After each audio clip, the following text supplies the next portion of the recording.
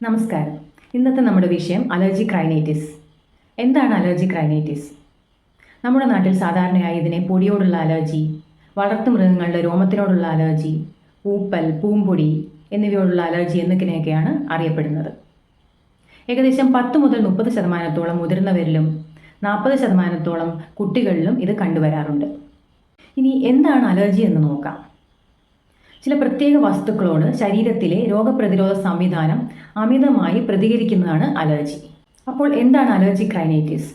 അന്തരീക്ഷത്തിലെ ചില അലർജനുകൾ, അതായത് അലർജി ഉണ്ടാക്കുന്ന വസ്തുക്കൾ, അവയോടുള്ള പ്രതിപ്രവർത്തനം മൂലം മൂക്കിനുള്ളിലെ ശ്ലേഷ്മപാളികളിൽ വീക്കം സംഭവിക്കുകയും തുമ്മൽ, മൂക്കൊലിപ്പ്, മൂക്കിനുള്ളിൽ ചൊറിച്ചിൽ, മൂക്കടപ്പ് എന്നിങ്ങനെയുള്ള ലക്ഷണങ്ങൾ പ്രകടിപ്പിക്കുകയും ചെയ്യുന്നതിനെയാണ് അലർജിക് റൈനൈറ്റിസ് എന്ന് പറയുന്നത്.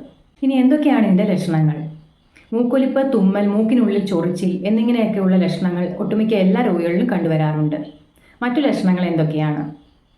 കണ്ണിലും അണ്ണാക്കിലും ചെവികൾക്കുള്ളിലും ചൊറിച്ചിൽ അനുഭവപ്പെടുക, പോസ്റ്റ് നേസൽ ഡ്രിപ്പ്, അതായത് മൂക്കിന് പിൻഭാഗത്തൂടെ കഫം താഴോട്ടൊഴുകുന്നതായി അനുഭവപ്പെടുക, ചെവിവേദന, തലവേദന, മണം കിട്ടാൻ പ്രയാസം, രാത്രി ഉറക്കം കിട്ടാത്തത് മൂലം പകൽ ഉറക്കം തൂങ്ങൽ, ക്ഷീണം, കണ്ണുകളിൽ നിന്ന് വെള്ളം ഒഴുകുക, കണ്ണുകൾക്ക് വീക്കം, കണ്ണുകൾക്ക് ചുവപ്പ് നിറം എന്നിങ്ങനെയുള്ള ലക്ഷണങ്ങളും കണ്ടുവരാറുണ്ട്.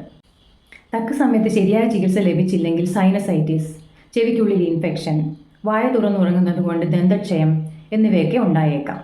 അലർജിക് റൈനൈറ്റിസ് എങ്ങനെ സ്ഥിരീകരിക്കും?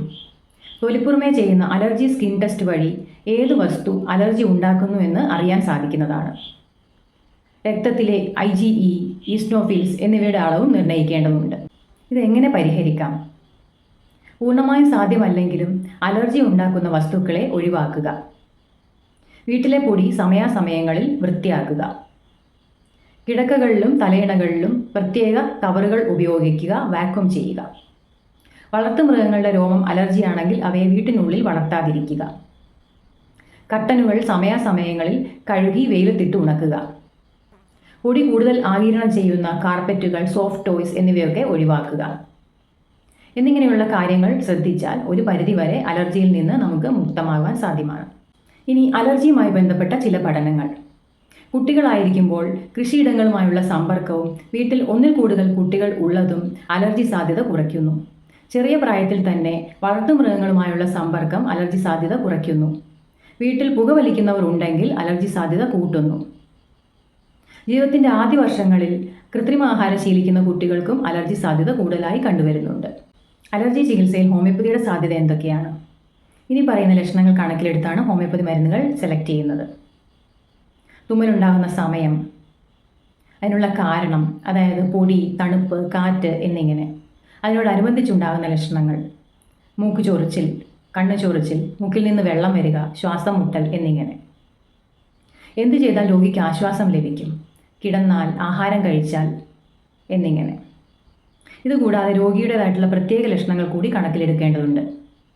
അതായത് രോഗിയുടെ പ്രത്യേക സ്വഭാവവിശേഷങ്ങൾ, ഹോബികൾ, ജീവിത രീതികൾ, പ്രത്യേക ആഹാരത്തിലുള്ള ഇഷ്ടങ്ങൾ എന്നിങ്ങനെയുള്ള ലക്ഷണങ്ങൾ കൂടി കണക്കിലെടുത്ത് പ്രത്യേക രീതിയിൽ വിശകലനം ചെയ്താണ് മരുന്നുകൾ കണ്ടുപിടിക്കുന്നത്. മരുന്നിൻ്റെ ഡോസ്, പൊട്ടൻസി, റിപ്പീറ്റ് ചെയ്യുന്നതിനുള്ള ഇടവേള ഇതിനൊക്കെ വളരെയേറെ പ്രാധാന്യമുണ്ട്. അതുകൊണ്ട് ഒരു ഹോമിയോപ്പതി ഡോക്ടറുടെ നിർദ്ദേശപ്രകാരം മാത്രം മരുന്നുകൾ കഴിക്കുക. മരുന്ന് കഴിച്ചു തുടങ്ങി ഏതാനും നാളുകൾ കൊണ്ട് അലർജി ഉണ്ടാക്കുന്ന വസ്തുക്കളോടുള്ള പ്രതിപ്രവർത്തനം കുറഞ്ഞു വരുന്നു. അലർജി ശരീരത്തിൻ്റെ ഒരു പ്രത്യേകതയാണ്.